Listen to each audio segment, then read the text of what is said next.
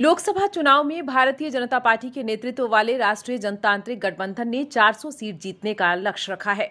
ऐसे में बीजेपी देश भर में राम मंदिर के मुद्दे को उठा रही है। वहीं दूसरी तरफ इंडिया गठबंधन के नेता बार बार भगवान राम पर सवाल उठा रहे हैं।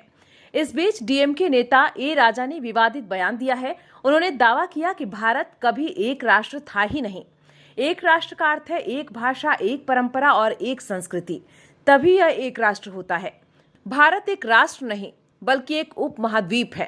उन्होंने कहा कि यहाँ बहुत सारी परंपराएं और संस्कृतियां हैं, इसे स्वीकार करना चाहिए। ए राजा का यह बयान ऐसे समय में आया है जब एक दिन पहले यानी 4 मार्च को पीएम मोदी ने तमिलनाडु को करोड़ों की परियोजनाओं की सौगात देने के साथ साथ वहां के मंदिरों में पूजा पाठ की। ऐसे में माना जा रहा है कि इस तरह के बयान से बीजेपी को फायदा हो सकता है, जो दक्षिण के राज्यों में विस्तार की कोशिश में जुटी है। तमिलनाडु बीजेपी के अध्यक्ष के अन्नामलई गली गली घूम रहे हैं, वोटर को गोलबंद कर रहे हैं। बता दें कि दक्षिण भारत में 6 राज्य और 2 केंद्र शासित प्रदेश हैं। यहाँ लोकसभा की 132 सीटें हैं। यहाँ बीजेपी के पास सिर्फ 30 सांसद हैं। बीजेपी के पास जो 30 सीटें हैं वे भी सिर्फ कर्नाटक और तेलंगाना में हैं। बाकी सभी जगह वह 0 पर सिमटी हुई है।